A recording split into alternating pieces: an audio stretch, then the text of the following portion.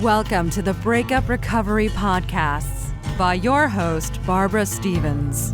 Discover the wisdom and remarkable insights of Barbara Stevens, breakup recovery mentor, author, and public speaker.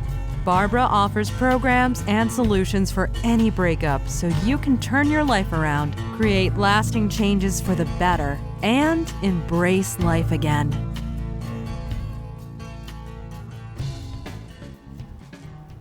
Hello and welcome to my podcast, Breakup Recovery. This is episode number 027, 2 Ways to Rebuild Your Life After a Breakup.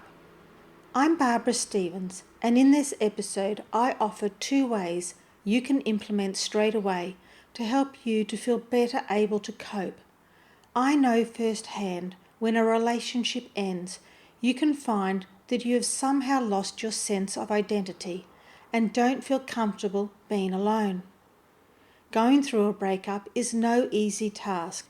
Your relationship is now over, and now you are having to get used to being single, living a single life, possibly living on your own, no one to come home to or share the highs and lows of your day with. For many of you, the idea of being single fills you with dread. After your breakup, you may be feeling lonely, depressed, and anxious about your future. You are emotionally drained and have no idea where to go from here.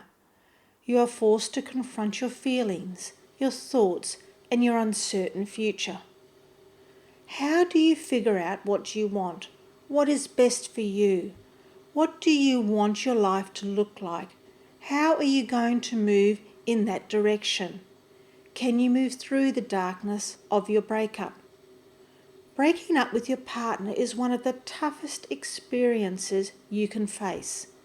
You seem to focus on your losses, the loss of a lifestyle, the loss of your future you thought you had mapped out, the loss of a companion, a soulmate. If you can look at your breakup as an opportunity to realize your true potential and to discover your inner ability to survive and even thrive on your own, your breakup might just be a bit easier to bear and get through. This is the time to reconnect with yourself. This is a time of reflection. This is the time of acceptance that things have not worked out the way you thought they would. And most importantly, it's an opportunity for personal growth. This time is an opportunity to reinvent yourself. It's an opportunity to give yourself some love and tend to your healing. Your life is changing, and change can feel scary and uncomfortable. You're out of your comfort zone. You have been used to being in a couple situation, doing couple things, and you are fearful at finding yourself single again. And what does that mean? And how are you going to get through this so you feel comfortable again? As women, we're always being taught to put others first. We do this as parents, as caregivers, sometimes in our jobs. It's just what we do, the caring and nurturing nature that comes with our roles in our life. But it's time to put you first. It's okay to take this time out from putting everybody else's needs before your own, and it's okay to be all about you. Your happiness does not have to depend on someone else's present. Being single grants you the time and freedom to do whatever you want on your own schedule and allows you to put your needs, desires, and ambitions above all others. You are no longer restricted to a life of compromise as you sometimes are when you are in a relationship. The first way to help you rebuild your life after your breakup is to learn to like, love, and respect yourself.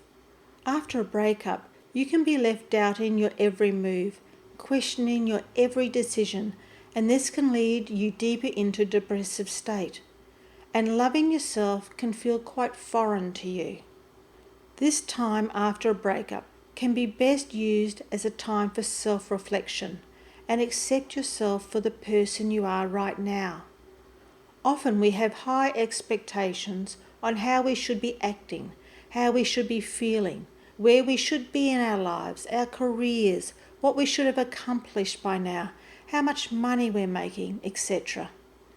It's easy to dislike yourself when you feel that you have not met these expectations. It's time to learn to love yourself, feel better about yourself, and the natural progression after this will be your outlook on life will be better. As Louise Hay has said, that loving ourselves is having a deep appreciation for who we are.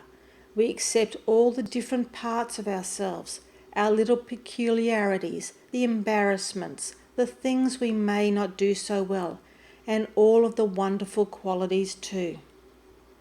Sometimes the greatest struggle in life is a struggle to accept, embrace, and love ourselves with all of our imperfections. We need to stop discrediting ourselves for everything we're not. We have to learn to be our own best friend, because sometimes we fall too easily into the trap of being our own worst enemy. Work on getting confidence and faith in yourself, an ability to believe in your own worth. Be comfortable in your own skin. I would like you to list the things you like about yourself. What are your strengths and unique attributes? They can be your skills and qualities. What did you like about yourself before you were in a relationship? What do you like about yourself right now? Write them down in a journal, a diary, or on sticky notes. Then ask 3 friends to list 5 characteristics they like about you. See what they come up with, and see how this makes you feel when you read their list of things they know are your strengths. You have to believe in yourself before anyone else will, because liking and respecting yourself goes hand in hand with people liking and respecting you. The more you like yourself, the easier it becomes to like other people. How much you like or do not like yourself flows over into your world. If you don't like yourself, if you deep down don't really think you deserve what you have or want in life, then it's possible you will put things in place to sabotage yourself. Liking yourself is one of the main keys to living a more fulfilling and happier life. So read your list of strengths and abilities you have completed, and read the list from your friends and family. Start telling yourself what you love about yourself and what others love about you. We need to love ourselves before we can love anyone else. It's time to give up on being perfect in life. Forgive your past self and any of the things you have done or said during your breakup. Do something every day that makes you happy, something that brings you joy and happiness, something that you care about, or something that takes care of you. There is nothing wrong with self-care. It's not selfish to believe in yourself and your abilities. It's the key ingredient for your own happiness. It's the main ingredient for your well-being and your ability to enjoy life. The second way I would like to offer you today is relish being alone. Have you ever had time alone? Often we are brought up by our parents with siblings, brothers and sisters, aunties and uncles, friends and acquaintances, all coming and going from our lives and our homes that we live in.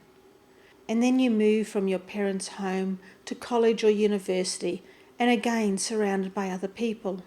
Or you move into a shared housing arrangement with a flatmate. You meet your partner and move in together. For some of us, never really been alone. Often the rest of your life can be filled with noise, diversions, other people coming and going. Work environments are busy places full of co-workers and clients. Downtimes are often filled with people, distraction, entertainment and noise. As a result of all these social connections, we rarely have any alone time. Being alone doesn't mean being isolated and never seeing anyone. Being single doesn't mean it's the end of the world. Often society looks at being single as something to be pitied or to feel sorry for that person. There are so many songs that depict being alone and single as being depressing and to be avoided at all costs, especially if you want to find happiness in your life. So often when you are in a relationship, you can become dependent on that other person. You become dependent on them for financial support, entertainment, and emotional needs. You can easily rely on them for validation, that you are a good person, you are a person that someone wants to be around, that you are someone that can be loved. But that can lead you to becoming needy of others' approval. I remember saying to a friend when I was going through my divorce that now my life was over and I was all alone. I wouldn't find anyone, my life was doomed. Is this ringing any bells for anyone? And she kindly and firmly told me that there are other problems in the world that are worse than my own, and that I was still more fortunate than other people. I have food on my table, I had a roof over my head, and I was still upright and breathing, and my life was full of opportunities. After putting my breakup into perspective, I realized that it is okay for me to be alone. After a breakup, this is a time where you can recuperate and recharge your batteries, plan for your future, discover new passions, work on projects, and focus on your career.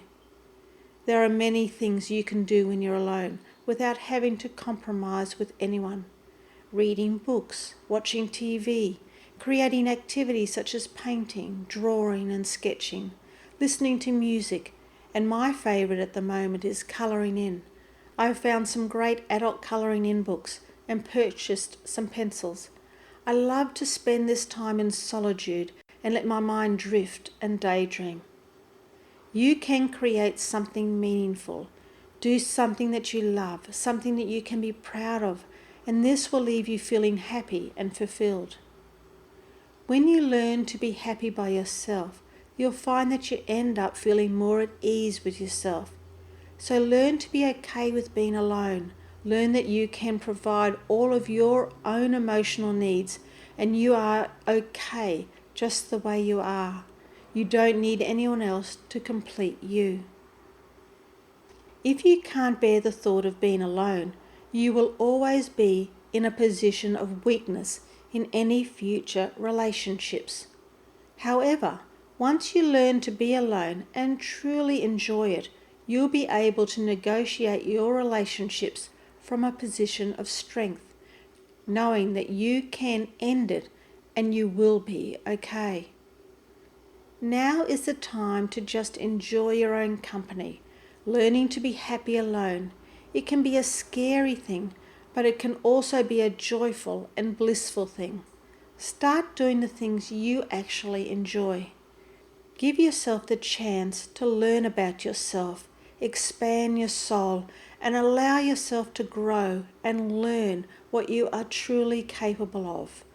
Understand who you are, what is right for you, and to trust yourself. It's time where you get to listen to your intuition, your gut feelings. No pressure from outside influences. You can create an amazing future for yourself and by yourself. It's only when you're fully comfortable being alone that you're able to be comfortable with other people. Why not take this time to focus on one or two aspects of your life that you've wanted to improve, whether this involves your health, career, spiritually, or finances. So to recap this podcast, 2 ways to rebuild your life after a breakup. Starting over again after your breakup can feel like a frightening prospect, but it's important to not give up. It's also important to overcome negative beliefs about yourself and continually focusing on the negatives in your life after your breakup. You can still have feelings of hurt, anger, sadness, confusion, and frustration. But breaking up is a process, and it takes time to process the painful emotions. But if you put in place the 2 ways I've offered in this podcast, then you will come out the other side with more self-awareness. There are so many things, ways and ideas you can try, and there is no end of people telling you how to learn to like, love and respect yourself. Like listening to your feelings, taking care of your body, finding a creative outlet and creating healthy work-life balances are all ways to care for you and respect yourself. As Eckhart Tolle says, stop looking outside for scraps of pleasure or fulfillment, for validation, security or love. You have a treasure within that is infinitely greater than anything the world can offer. Basically, it's up to you. Make the most of your free time. Ask yourself what is important to you. What do you enjoy doing? Make a list and make it a goal to start doing them. Do things that make you feel good, be they physically, emotionally and spiritually. And don't let your fears stand in the way of positive change. And pursue what you want in life. Take time each day to reflect on your positive attributes. Be kind to yourself and work on eliminating negative self-talk. We are such social creatures and crave social interactions with other people. Learning to enjoy time alone boosts your self-esteem by confirming that you are enough. Enjoying your own company is a huge confidence booster. You can gain clarity in times of solitude. You can hear your own thoughts. You can create and learn what you want from life. It is a time when you are free from any influences from others. You can observe the world and learn more about other people and yourself and show gratitude for what you do have. For you to move forward, it's essential that you believe in your own strengths. Give yourself the gift of time. Don't feel guilty for spending time thinking about and reflecting on yourself and your own life. It's time to nourish yourself. Surrender to the unknown. Give yourself things that you love and enjoy because you deserve it. And remember to be gentle on yourself. You deserve happiness. If you would like to hear previous Breakup Recovery podcasts, visit barbarastevens.com.au. Connect with Barbara Stevens on social media with Barbara Stevens Breakup Recovery Mentor on Facebook and at You'll Be Okay on Twitter. Read further blogs, view webinar replays, and download your free ebook, 3 Easy Steps to Surviving Your Breakup, and much more at barbarastevens.com.au.